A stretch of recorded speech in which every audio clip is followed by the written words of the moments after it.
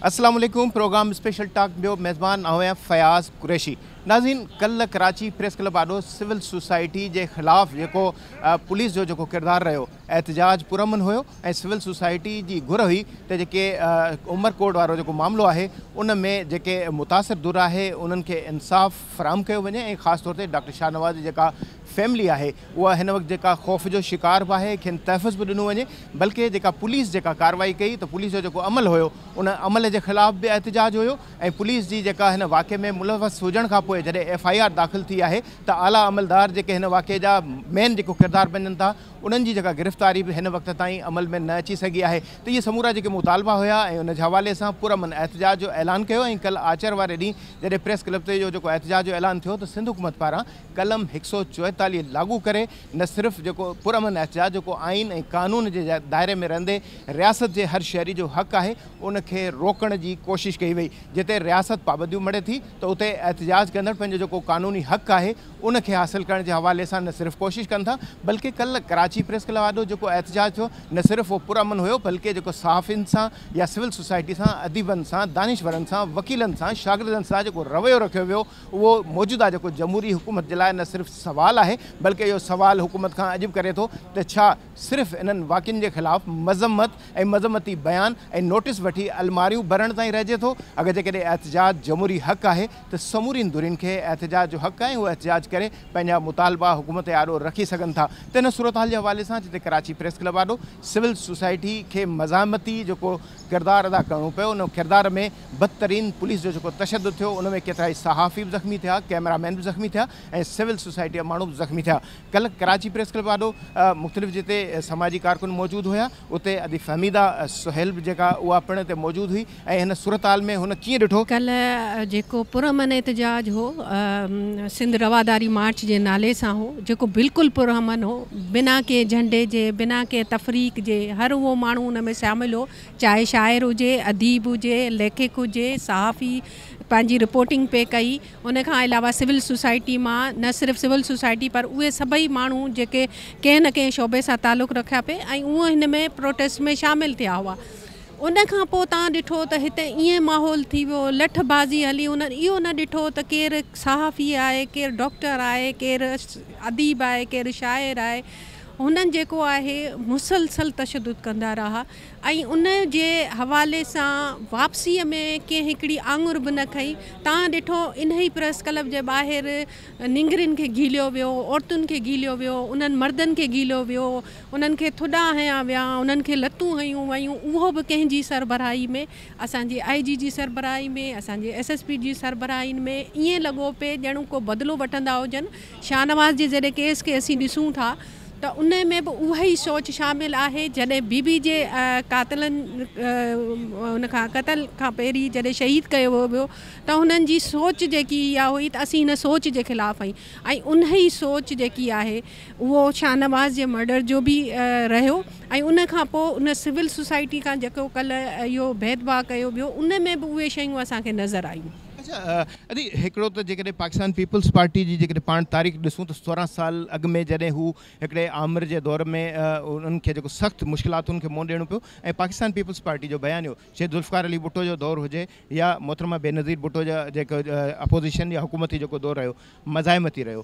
ख़ासि तौर ते अहिड़ियूं क़ुवतूं जेके रोशन ख़याली जी जेको मुखालिफ़ रहियूं, जेको इंसानी जेके हक़ आहिनि या इज़हार जी जेका आज़ादी उन मुखालिफ़ रहियूं, तो पीपल्स पार्टी उन जे अॻियां बंद ॿधी बीहंदी रही आहे। हिन वक्त छा था समझो तो 16 सालन के इक़्तिदार खां पोइ पाकिस्तान पीपल्स पार्टी जो हिन वक्त जो रवैयो है सिविल सोसाइटी से उहे क़ुवतूं जेके पाकिस्तान पीपल्स पार्टी से एहतजाज में तसलसल से गॾु रहियूं आहिनि पर अॼु उहे क़ुवतूं निशानू बणिजी रहियूं आहिनि मुसलसल ऐं सिर्फ़ मज़म्मती बयान ऐं माफ़िन ताईं ॻाल्हियूं रहिजनि थियूं ऐं उहे सूरत हाल ॿीहर वरी साॻी नज़र अचे थी तो उहे माण्हू ॿीहर तशद्दुद जो निशानू बनाइनि था। सम्झो था पाकिस्तान पीपल्स पार्टी पंहिंजी जेका बेनज़ीर भुट्टो साहिब वारी गाइडलाइन आहे उन खां हटी चुकी है। जी बिल्कुल आऊं हटी छा बिल्कुल उनके ख़त्म करे चुकी है। बेनज़ीर जी या सियासत न हुई बीबी जी ऐं बीबी पाण इन प्रोसेस में गुज़री है ऐं उहा अॻिते आई आहे ऐं उन जी उहा सोच अॻिताईं न हली सघी जंहिंजो नतीजो इहो आहे त हू जॾहिं विढ़नि पिया त साम्हूं हिकिड़ो डिक्टेटर हो पर हाणे असीं जंहिंजे साम्हूं बीठा आहियूं उहो जमहूरियत आहे पर लॻंदो ईअं आहे केॾी केॾी महिल त असांजे साम्हूं जमहूरियत जी शक्ल में डिक्टेटरशिप साम्हूं मौजूदु आहे। अच्छा, शहीद बीबी हमेशह उन जे दौर में औरतुनि खे हिकिड़ो वॾो मुक़ाम हासिलु रहियो आहे ऐं औरतूं जेके आहिनि उन्हनि जे जेको थोरी वग़ैरह जेकॾहिं उन जे ख़िलाफ़ु का शिकायत थींदी आहे उन ते भरपूर एक्शन थींदो आहे। पाकिस्तान पीपल्स पार्टी जे चेयरमैन बिलावल भुट्टो डॉक्टर शाहनवाज़ वारो वाक़ियो थियो, उन ते हुन नोटिस वरितो, तंहिंखां पोइ सिंध हुकूमत मुतहरिक नज़र आई।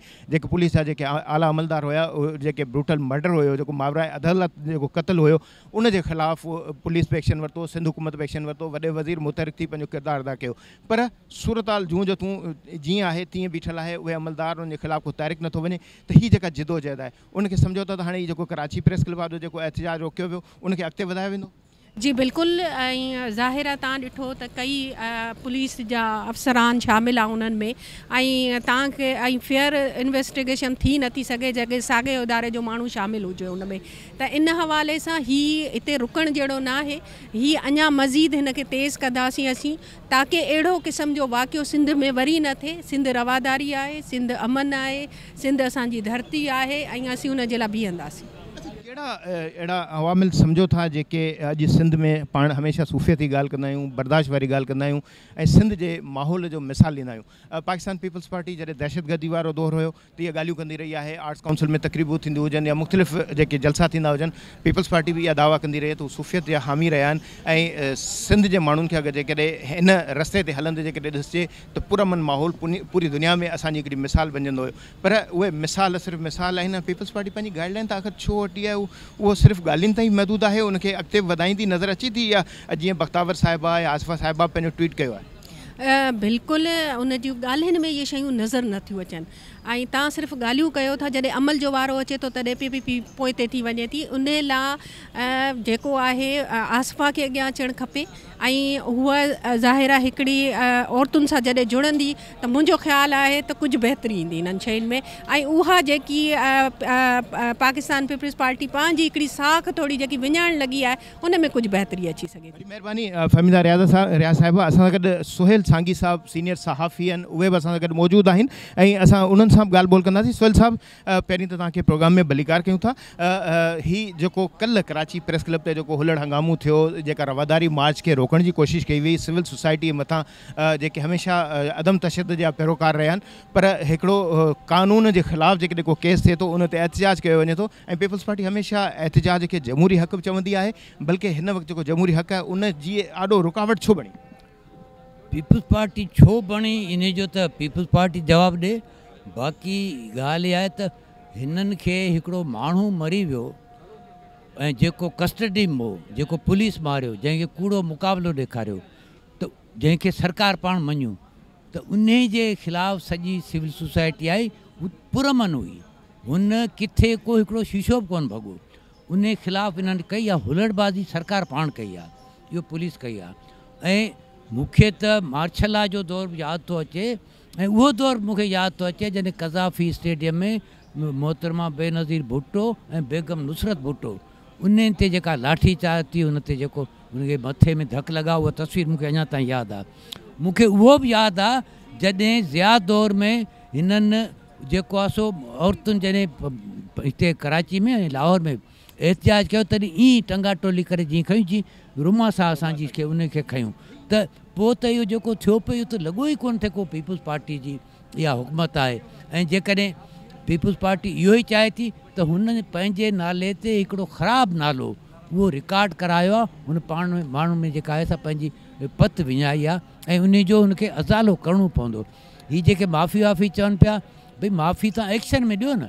हीअ जेको सॼो थियो इहो इन जे लाइ थियो त भई जेके बि जवाबदार आहिनि इन शाहनवाज़ जे क़त्ल में, उन्हनि खे गिरफ़्तार करियो। जेको उन ते नाजाइज़ तौर ते FIR दाख़िल थी, जंहिंजो इज़हार ख़ुदि इन्वेस्टिगेशन में आयो आहे, उन्हनि जे ख़िलाफ़ु कयो। तव्हां उहो कोन था करियो, तव्हां हीअ पिया करियो। हीअ त असुल में पीपल्स पार्टी पंहिंजी स्पेस विञाए पई। पीपल्स पार्टी जीअं असांजे दोस्त चयो पिए त हीअ ॼण त इहो ईअं आहे जीअं पंहिंजो गोश्त पटे पाण पई खाए ऐं इहो घणा ॾींहं न हली सघंदो। अच्छा सुहेल साहब, तव्हांजी हेतिरी उमिरि गुज़री आहे सहाफ़त में, तव्हां गुज़ारियो आहे वक़्तु, आमरनि जे दौरे जी बि तव्हां ॻाल्हि कई, अहिड़े क़िस्म जा तशद्दुद जा वाक़िया तव्हां ॾिठा। कल्ह जेको ही एॾो वॾो जेको अमल नज़र आयो, उन में सम्झो था त हीअ जेको ॼाणी वाणी जेको हुकूमत इन तरह जो जेको अमल वर्जायो, ख़ासि तौर ते घरू वज़ीर ज़ियाउल हसन लंजार साहब पंहिंजो हिकिड़ो बयान बि जारी कयो, उन में बि हिकिड़े हुन मुतनाज़ा ॻाल्हियूं कयूं। त छा सम्झो था उन जी छा सूरत हाल था ॾिसो? भई इहो त पीपल्स पार्टी खे हुन खां पुछणु खपे न। पीपल्स पार्टी खपे त हुन खां पुछे, पीपल्स पार्टी खपे त IG खां खपे, DIG खां पुछे। ऐं पीपल्स पार्टी जेको हुननि जो MNA जेको उते हार पियो पाराए, न हुनजो इहो रहाइशी इलाइक़ो आहे, न हुनजो इहो तक आहे। हुनजो जेको रहाइशी इलाइक़ो आहे उहो टंड लायार आहे, मीरपुर या उमरकोट कोन्हे। हुनजो जेको तक आहे उहो थर आहे। ऐं इहो बदकिस्मती आहे त मुंहिंजे कॉन्स्टिट्यूंसी जो MNA आहे, त आउं इन लाइ शर्मसार आहियां त हुन जेको कयो उन जे ख़िलाफ़ु पीपल्स पार्टी एक्शन वठे न। इहो साबित कनि पंहिंजे एक्शन सां। बाक़ी हवाई तवाई माफ़ियूं इहे जेके आहिनि माण्हू क़बूल कोन कंदा। माण्हू चाहिनि था एक्शन, जुडिशियल इंक्वायरी, जवाबदारी जी गिरफ़्तारी। ठीक है, वही मेहरबानी। सोहेल सांगी साहब जो चवणु आहे त हुकूमत जूं माफ़ियूं जेके आहिनि घुरण, इहो सिर्फ़ु हिकिड़ो बयानियो आहे। नोटिस ऐं नोटिस ऐं नोटिस ऐं माफ़ियूं ऐं माफ़ियूं, इहो रिकॉर्ड खाना पूरी करणु मुंहिंजे ख़्याल में त इहो जेको बकुल सोहेल सांगी जे त इहो खाना पूरी खां वधीक कुझु अमल न आहे। पर जेकॾहिं हक़ीक़ी जेकॾहिं एक्शन हूंदो त एक्शन ई साबित करे सघे थो पीपल्स पार्टी जेको चयो आहे उन ते अमल करे थी। प्रोग्राम में वक़्तु ब्रेक जो वठूं था हिकिड़ी नंढड़ी साइड।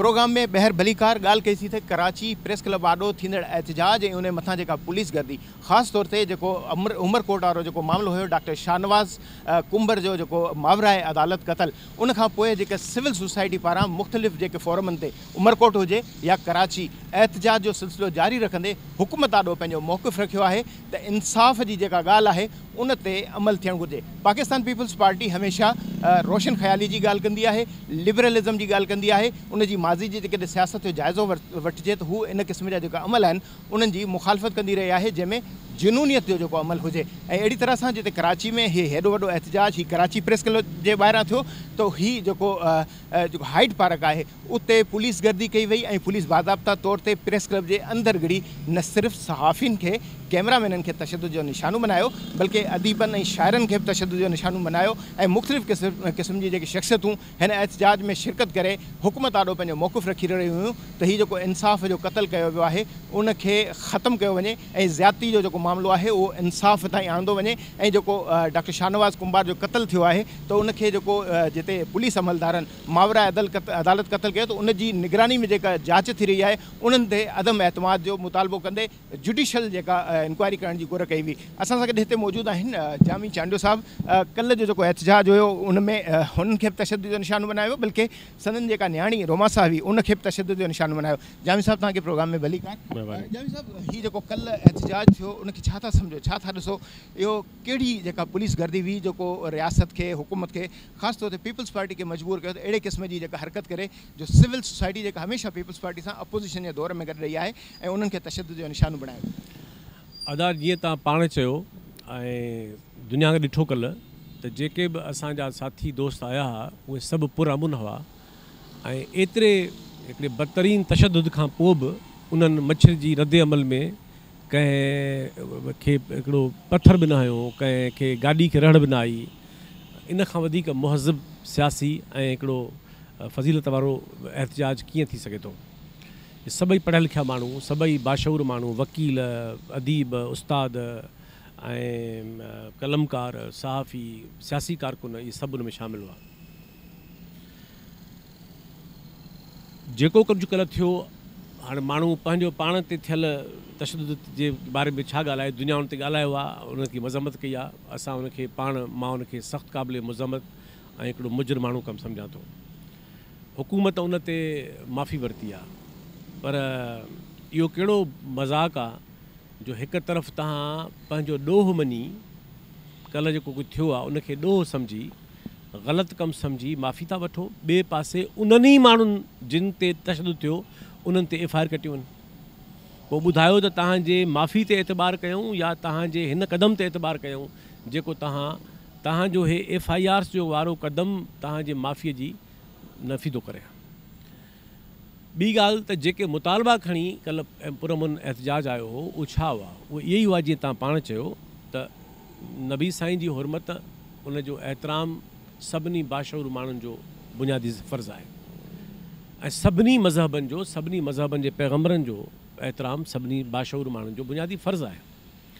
उहो कोई तकरारी मसइलो न आहे।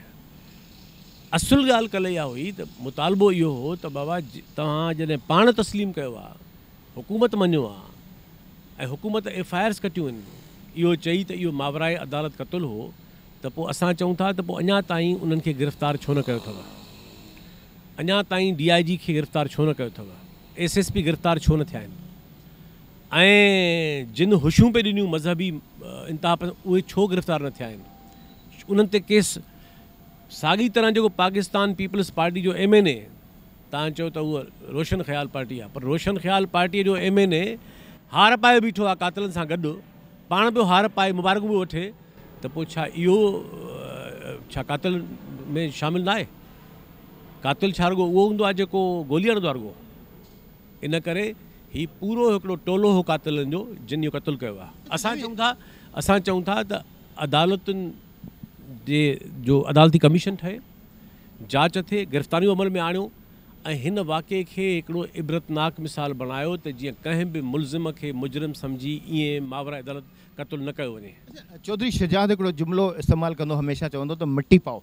पीपल्स पार्टी जी हुकूमत खे 16 साल हले पियो थो, पर पाकिस्तान पीपल्स पार्टी हमेशह जॾहिं बि अहिड़े क़िस्म जा वाक़िया थींदा आहिनि नोटिस वठंदी आहे, मज़म्मत कंदी आहे, माफ़ी वठंदी आहे, पर अमली क़दम न पई वठंदी वञे। इंजीनियरिंग जो हिकिड़ो टर्म आहे त को वाक़ियो थिए त उन ख़िलाफ़ु इंक्वायरी विहारियो, वरी उनजे ख़िलाफ़ु इंक्वायरी विहारियो, वरी उनजे ख़िलाफ़ु इंक्वायरी विहारियो। सम्झो था त इहा पीपल्स पार्टी जी हुकूमत जी हाणे हिकमत। तव्हां मुंहिंजा लफ़्ज़ पाण ॻाल्हाए वरिता ऐं सही ॻाल्हाया त दरअसल रोशन ख़्याली कोई लफ़ाज़ थोरी थींदी आहे।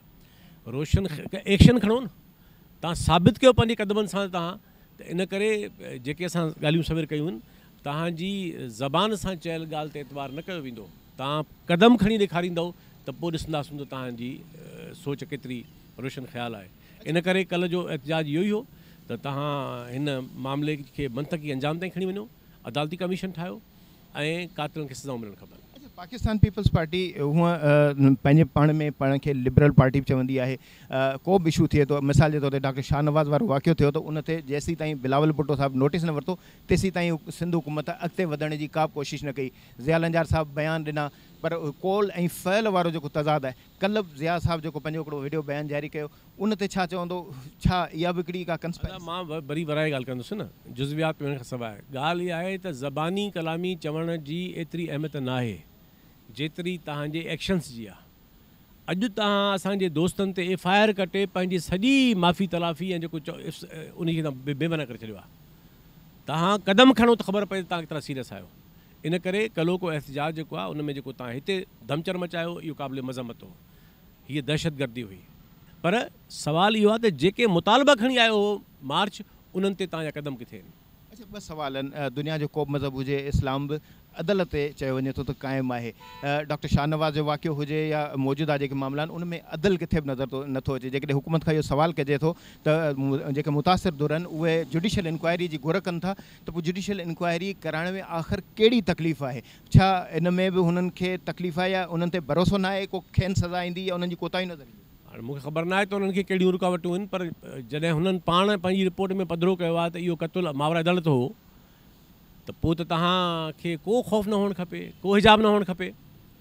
ऐं FIR कढजण खां पोइ जॾहिं हुकूमत लिखंदी हाई कोर्ट खे त उहा पाबंद आहे त कमीशन ठाहे। इन करे असांजो मुतालबो आहे त पुलिस जी जांच हाणे अहिड़नि सूरत-हालनि खां पोइ नाक़ाबिल क़बूल थींदी, कोई एतबार न कंदो। जेका पुलिस माण्हू मारे छॾे थी पंहिंजी कस्टडी में, कल्ह इहो पिए कयईं, उहा जांच कंदी। पुलिस जांच नथी करे सघे शफ़ाफ़, अदालती कमीशन ठाहियो ऐं सही क़दम खणो। आख़िरी सवाल, हीउ जेको लाइअमल जेको इख़्तियार कयो वियो, कराची में बि एहतिजाज कयो वियो, उनखे हाणे वरी कहिड़ी मंज़िल ॾांहुं वठी वेंदो जो वधीक इंसाफ़ जा दरवाज़ा असां खड़काए? ॾिसो, कल्ह को एहतिजाज में त सभु शामिलु हुआ, सियासी पार्टियूं बि हुयूं, उन में वकील बि हुआ, अदीब बि हुआ, कलमकार बि हुआ, स्कॉलर बि हुआ, आर्टिस्ट बि हुआ, सभु हुआ। इहो त हिकिड़ो समाज जे गॾियल ज़मीर जो एहतिजाज हो। पर हाणे ज़ाहिर आहे त मुख़्तलिफ़ सियासी पार्टियूं आहिनि, मुख़्तलिफ़ फोरम आहिनि, उहे सभु इहे डिमांड्स कनि था ऐं यकीनन जेके दोस्त कल्ह सभु हिते गॾु हुआ उन्हनि जी मशावरत सां सलाह थींदी ऐं अॻिते लाइक़ु लाइ अमल जोड़ियो वेंदो।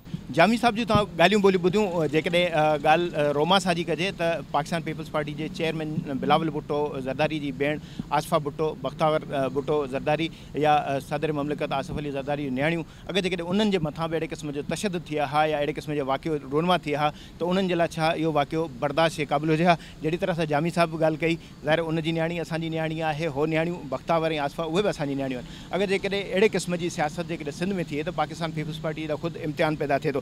असां सां गॾु हिते उहे सहाफ़ी मौजूदु आहिनि जेके कल्ह प्रेस क्लब आॾो कवरेज कंदे तशदुद जो निशानू बणिया। असां कवरेज करे रहिया हुआसीं, औरतुनि जे मथां तशदुद थी रहियो हो, उन्हनि खे गीलियो पियो वञे। कल्ह जीअं जामी जी नियाणी समेत ॿियनि समूरनि नियाणियुनि खे गीलियो पियो वियो। उन कवरेज खे ॾिसी करे DIG मुंहिंजे जेको आहे त पुठियां ई उन वक़्तु बीठो हुयो थियो, जिन मां आउं कवरेज करे रहियो हुउसि त हुते DIG या पंहिंजे ऑफिसरनि खे इशारो कयो त हीअ तुंहिंजा जेके आहिनि त माउ ऐं पीउ आहिनि छा। हाल हिकिड़े ऑफिसर उन्हनि खे चयो, इहा वर्डिंग हुई, हिकिड़े ऑफिसर हुते चयो जेको नंढो ऑफिसर हुयो त हीअ जेके आहिनि त नियाणियूं आहिनि, औरतूं आहिनि, इन जे मथां जेको आहे त कीअं लठियूं वञा। ऐं साम्हूं जेके आहिनि त सहाफ़ी बि बीठा आहिनि थिया, चवनि त सहाफ़ी तुंहिंजा पीअर आहिनि ऐं औरतूं जेके आहिनि उहे तुंहिंजियूं माइरूं थियूं लॻनि।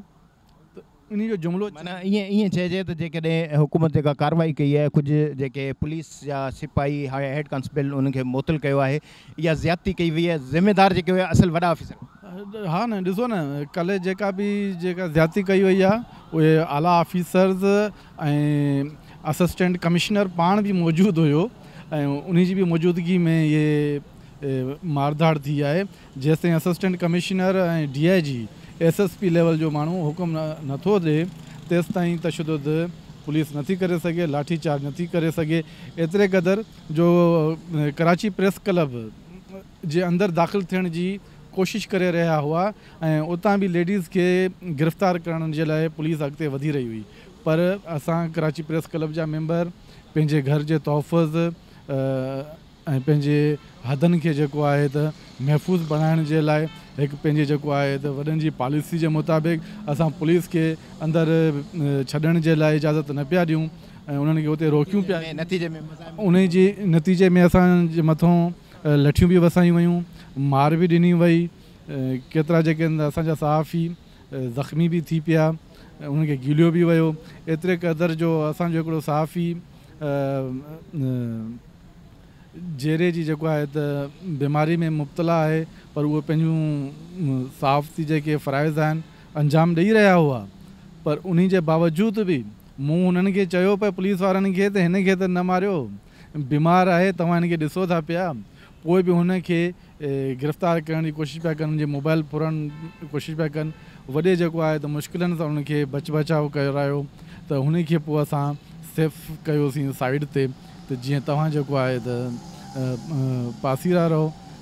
हाणे रियासत असांजी माउ मिसाल हूंदी आहे ऐं हू असांजा मुहाफ़िज़ आहिनि, असांजे मथां ईअं सम्झो त असांजा पीउ बि आहे रियासत, असांजी माउ बि आहे रियासत, ऐं उहा ई रियासत पंहिंजे ॿारनि जे मथां हीअं तशदुद करे जीअं दहशतगर्द हुजूं। अहिड़ी कार्रवाई जे ख़िलाफ़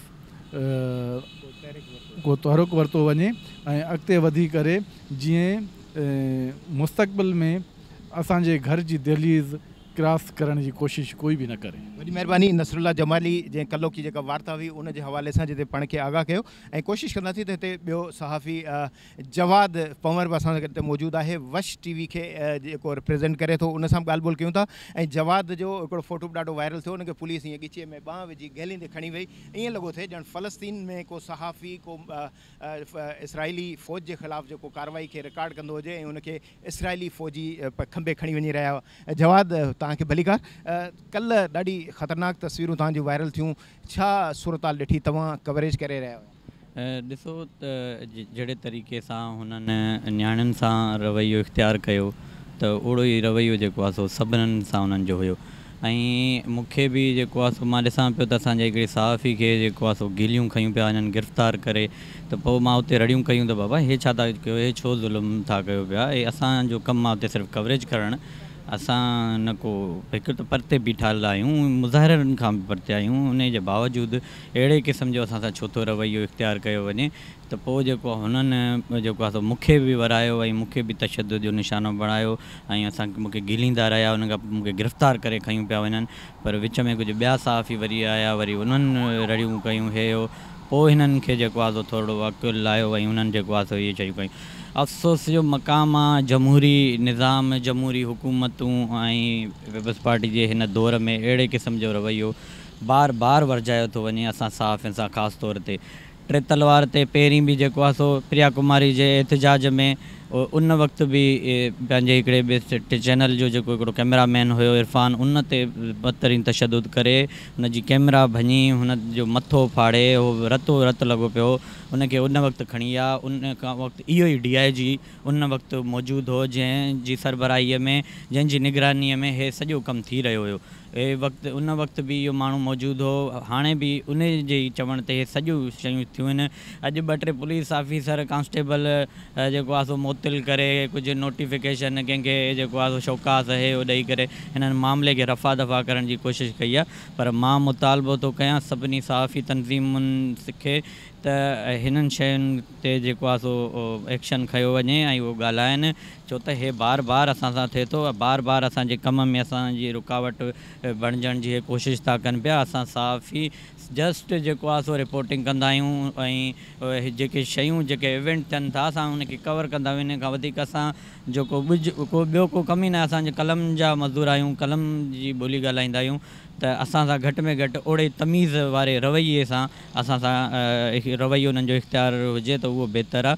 ऐं मां मुतालबो थो कयां त जेको आहे जेके आला ऑफिसर आहिनि हिननि जा, उन्हनि ख़िलाफ़ु कार्रवाई कई वञे। असुलु जड़ूं आहिनि उहे DIG जे हूंदे इहे सभु शयूं थियनि थियूं ऐं IG जे हूंदे इहे सभु शयूं थियनि थियूं। DIG निगरानी पियो करे वेठो, उन्हनि ख़िलाफ़ु कार्रवाई कई वञे त जीअं ॿी थिए। जवाद पंवर जी तव्हां ॻाल्हियूं ॿुधियूं। जवाद पंवर जिते मुतालबो कयो आहे त सहाफ़ती जेके इदारा आहिनि उन्हनि खे बि हिन मामले जो नोटिस वठणु घुरिजे। जवाद पंवर पंहिंजे कहरे जी शुरूआति बि सिंध TV खां कई हुई ऐं सिंध TV खां ई हुन सहाफ़त सिखी अॻिते पंहिंजो हिन वक़्तु ॿिए चैनल में वश TV में कमु करे थो। ज़ाहिर आहे सिंध TV जिते मुख़्तलिफ़ माण्हू पैदा कया आहिनि त सिंध TV पंहिंजी जेको कवरेज जो जेको सिलसिलो आहे उनखे मुसलसिल जारी रखंदी अचे, चाहे प्रिया कुमारी जो इशू हुजे, चाहे डॉक्टर ज़ुल्फ़िकार मिर्ज़ा वारो वाक़ियो हुजे, अदालती जेके हदुनि जे अंदरि उनजे ख़िलाफ़ु जेका कार्रवाई थी, उते बि जेका मीडिया खे तशद्दुद जो निशानो बनायो वियो। कल्ह कराची प्रेस क्लब खां वठी 3 तलवार ताईं सिंध TV मुख़्तलिफ़ इशूज़ जेके मुख़्तलिफ़ घटनि रस्तनि ते पंहिंजे रवादारी मार्च खे कवर कयो आहे। 3 तलवार ते असांजो सीनियर रिपोर्टर बशीर संजराणी मौजूदु हुयो, उहो बि हिते मौजूदु आहे। साणसि ॻाल्हि ॿोल कयूं था। बशीर, कल्ह तव्हां बि हिन वाक़िए खे कवर कयो आहे, छा सूरत हाल तव्हां ॾिठी? 3 तलवार खां वठी फ्रेयर हाल, पोइ कराची प्रेस क्लब ताईं हिते वॾी हिकिड़ी सूरत हाल अहिड़ी दर्दनाक नज़र आई जो सहाफ़ी कुटिजंदे नज़र आया। बेगम नुसरत भुट्टो खे जॾहिं तशद्दुद जो निशानो बनायो वियो त उन वक़्तु अहिड़ा फ़ोटो वायरल थिया हुआ। ॿिया फ़ोटो हाणे वायरल थिया आहिनि जंहिंमें रोमा साह हुजे, जवाद हुजे या मुख़्तलिफ़ सहाफ़ी हुजे। जी बिल्कुलु फयाज़ साहब, जीअं तव्हां फरमायो त असां जीअं रवादारी मार्च जो ऐलान थियो त भई मार्च जेको आहे इहो 3 तलवार खां निकिरंदो। सिर्फ़ु आउं न हुउसि, सिंध TV जी मुकमल टीम हुई जिते 3 रिपोर्टर ऐं 3 कैमरामैन हुया। हिकिड़ो प्रेस क्लब ते हो, हिकिड़ो शारा फैसल ते, ऐं 3 तलवार ते। 3 तलवार ईअं सम्झो हिकिड़ो नोगो एरिया लॻो पियो हो। पुलिस जी नफ़री तमामु हद खां वधीक हुई। तक़रीबन 2 वॻे ताईं त पुलिस जी नफ़री मौजूदु हुई, जंहिंखां पोइ हिकिड़ो ॿिकिड़ो जेको आहे माण्हू ईंदा विया ऐं पुलिस उन्हनि खे गिरफ़्तार करे हिरासत में वठंदी पई वई। उते माहौल अहिड़ो जोड़ियो वियो हुयो जो चइनी तरफ़नि खां उन रोड खे सील कयो वियो। पर उन बावजूद बि उते कुझु गिरफ़्तारियूं थियूं। उन खां पोइ वरी प्रेस क्लब ते जीअं ई रवादारी मार्च जा ऐं सिविल सोसाइटी जा माण्हू जीअं हिते अची पहुता, असांखे बि वरी उते सॾु थियो त असां बि हिते अची पहुतासीं। पर हिते पहुचण ॾिठोसीं त हिते ईअं सम्झो त माज़ीअ वारो हिकिड़ो अहिड़ो दौरु हुयो जंहिंखे पाण वरजाए नथा सघूं। ज़िया वारो दौरु ईअं सम्झो त कल्ह असां ॾिठो आहे पंहिंजी लाइफ में। मूंखे तक़रीबन 20 साल खां मथे सहाफ़त थिया आहिनि, पर कल्ह पहिरियों दफ़ो ॾिठो आहे त ज़िया जो ईअं सम्झो त आमरीअ जो दौरु वरजाए वियो आहे। सहाफ़ी जंहिंजे हथनि में लोगो हुया उन्हनि खे गिरफ़्तार कयो वियो आहे। उन्हनि जे मथां तशद्दुद कयो। जामी चांडियो जहिड़ो माण्हू, हिकिड़ो पढ़ियल लिखियल अदीब दानिश्वर, उनजी न्याणी तव्हां ॾिठो उन्हनि खे रोडनि ते पुलिस ॻेलींदी रही। औरत सां गॾु मर्द पुलिस एहलकार जेके आहिनि उहे उते इन में मुलविस रहिया। हाणे वरी जेका मोतली आई आहे उन में इंस्पेक्टर ASI अड़े भई इहे जॾहिं उते मौजूदु आहे त DIG मौजूदु हुयो, SSP मौजूदु हुयो, इन्हनि खे हुकुमनामो कंहिं ॾिनो? जेसीं ताईं मूंखे अवां बीरो आहियो, अवां मूंखे हुकुम कंदो हीअ शइ करणी आहे, कंदुसि, वरना आउं बीठो हूंदुसि। हाणे ॿुधायो त जेको आला ऑफिसर बीठो आहे ऐं उहो एकामा ॾींदो त कंदा न। कल्ह जेके सहाफ़ी तशद्दुद जो निशानो बनायो पंहिंजी सिंध TV जी टीम हुई, ज़ाहिर असां मुंहिंजी जेका ज़िम्मेदारी हुई FTC वारो इलाइक़ो हुयो या फ्रेर हाल हुयो उनखे मूं कवर पियो कयो जेसीं हिन वक़्तु हिन पासे जेका सूरत हाल पैदा थी। तव्हां बि हिते पहुची विया, पंहिंजो रिपोर्टर फयाज़ चांडियो बि हिते मौजूदु हुयो। तव्हांजे मथां या असांजी टीम जे मथां कैमरामैननि खे उन्हनि खे पुलिस भला तशद्दुद जो निशानो न बनायो? न असां ॾिसो न हुयासीं 3 तलवार ते, हिते पहुतासीं त हरासा त कनि पिया, पर असांजी टीम जेका आहे उहा मुनज़म हूंदी आहे। असां अॻु में हिकिड़ो लाहे अमल जोड़ींदा आहियूं त कमु करण जो तरीक़ो हूंदो आहे। तव्हांजे हिन सुवाल ते मूंखे हिकिड़ो माज़ी यादि थो अचे त जॾहिं बम धमाको थियो हुयो उनखां पोइ जना में जेको अहले तशी जो थियो हो पुल वटि, त उनखां पोइ जेके उते ज़ख़्मी आंदा विया हुया त उन टाइम बि असां हिकिड़ो नेटवर्क जोड़ियोसीं पहिरीं त भई फोटे ठाहिणा आहिनि ऐं निकिरणो आहे। फोटे ठाहियासीं, उनखां पोइ उन्हनि माण्हुनि उते तशद्दुद कयो, गाॾियूं साड़ियूं, धमाको थियो, पर असां निकिरी वियासीं। हिकिड़ी प्लानिंग हूंदी आहे। बहरहाल हिते बि असांजा कैमरामैन सेफ रहिया हुया उन माहौल में, ईअं नाहे त उन में न हुया, उन में अंदरि हुया। आंसू गैस शेलनि में असां हुया आहियूं, जेको हिते रोड जे ॿिए भर हुयो मज़हबी पार्टियुनि जो, ऐं उते असांखे शेल लॻा आहिनि। बिल्कुलु ईअं सम्झो त असां वटि रुमाल वग़ैरह हुयो, न त उते माण्हू बेहोश थी वञे। चवण जो मक़सदु इहो आहे त गुज़िरियल ॾींहुं जेको वाक़ियो थियो आहे इहो इंतिहाई जेको आहे उहो अफ़सोसनाक वाक़ियो आहे। ऐं सिंध TV नेटवर्क कल्ह पंहिंजो पाण मल्हायो आहे। तव्हां ॾिठो, तव्हां असां माना हिकिड़ो पाण में हिकिड़ो गॾियल हुयासीं, हिक ॿिए खे हिदायतूं ॾींदा रहियासीं, पंहिंजो कमु ॾेखारियोसीं, जंहिंजे करे तव्हां ॾिठो त कल्ह सिंध TV छायल रही आहे। महिरबानी बशीर संजरानी साहब, सिंध TV हमेशह सिंध जा जेके इशू हुजनि उन्हनि ते पंहिंजो आवाज़ उथारण जी कोशिशि कई आहे।